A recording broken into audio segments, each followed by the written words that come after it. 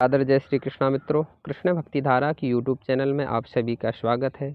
महालक्ष्मी व्रत के बारे में आज हम लोग व्रत कथा, पूजा विधि इत्यादि को सुनेंगे। सज्जनों, महालक्ष्मी का व्रत काफ़ी विशेष महत्व होता है। इन 16 दिनों में माँ महालक्ष्मी की विधिवत पूजा की जाती है। इस पवित्र व्रत की महिमा भगवान श्री कृष्ण ने पांडव भाइयों में सबसे बड़े युधिष्ठिर को बताई थी।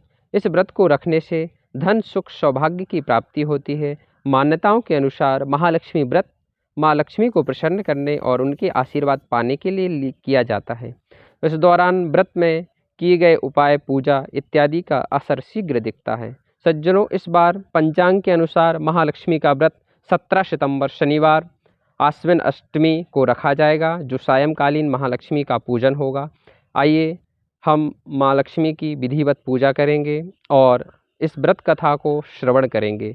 सबसे पहले प्रातःकालीन उठकर ही व्रत का संकल्प करें और माताएं दिन भर व्रत रखें एवं सायंकालीन महालक्ष्मी का विधि पूर्वक षोडशोपचार के साथ पूजन करें। तत्पश्चात इस पावन कथा को श्रवण करें। आइए हम इस पावन कथा को श्रवण करते हैं। हाथों में अक्षत पुष्प लेकर महालक्ष्मी मैया का ध्यान करें और इस पावन कथा को श्रवण करें। बोलो महालक्ष्मी मैया की जय। महाभारत काल के दौरान एक बार महर्षि वेदव्यास जी ने हस्तिनापुर का भ्रमण किया।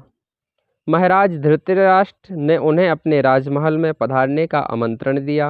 रानी गांधारी और रानी कुंती ने मुनि वेदव्यास से पूछा कि हे मुनि, आप बताएं कि हमारे राज्य में धन की देवी माँ लक्ष्मी और सुख, शांति, समृद्धि कैसे आएगी। यह सुनकर वेदव्यास ने कहा कि यदि आप अपने राज्य में सुख, शांति, समृद्धि चाहती हैं तो प्रतिवर्ष अश्विनी कुंवार कृष्ण अष्टमी को विधिवत श्री महालक्ष्मी गजलक्ष्मी का व्रत करें। मुनि की बात सुनकर कुंती और गांधारी दोनों ने महालक्ष्मी व्रत करने का संकल्प लिया। रानी गांधारी ने अपने राजमहल के आंगन में 100 पुत्रों की मदद से विशालकाय गज का निर्माण करवाया और नगर की सभी स्त्रियों को पूजन के लिए आमंत्रित किया, परंतु रानी कुंती को निमंत्रण नहीं भेजा। जब सभी महिलाएं गांधारी के राजमहल पूजा के लिए जाने लगीं तो कुंती उदास हो गई। माता को दुखी देखकर पांचों पांडवों ने पूछा कि माँ, आप इतनी उदास क्यों हैं। तब कुंती ने सारी बात बता दी।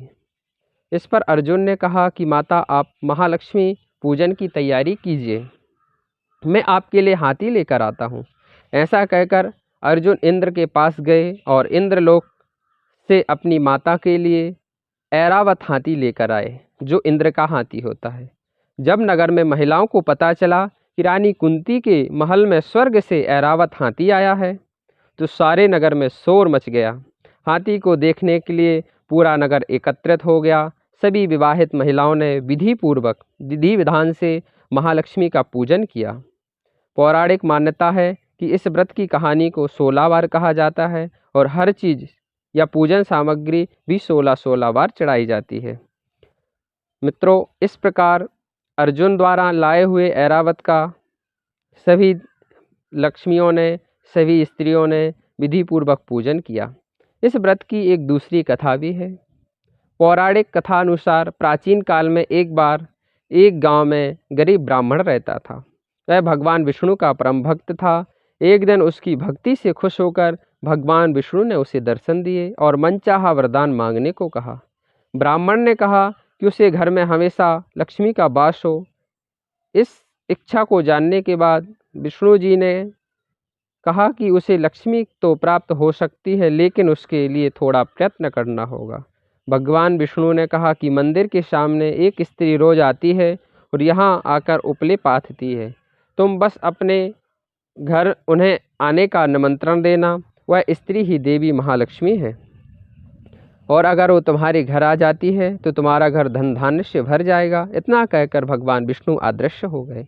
अगले दिन सुबह 4 बजे ब्राह्मण मंदिर के सामने बैठ गया। जब धन की देवी माँ लक्ष्मी उपले पाथने आईं तो ब्राह्मण ने उन्हें अपने घर में आने का निवेदन किया। ब्राह्मण के वक्तव्य को सुनकर लक्ष्मी जी समझ गईं कि ये सब विष्णु जी का किया धराया है। माता लक्ष्मी ने कहा कि तुम 16 दिनों तक महालक्ष्मी व्रत विधि पूर्वक करो।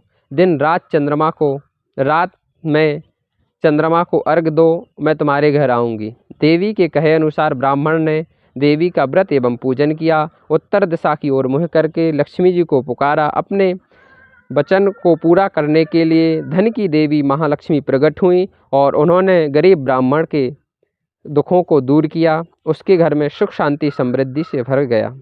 इस प्रकार यह पावन व्रत जो कोई करता है उसके ऊपर महालक्ष्मी जी का आशीर्वाद बना रहता है। बोलो महालक्ष्मी मैया की जय।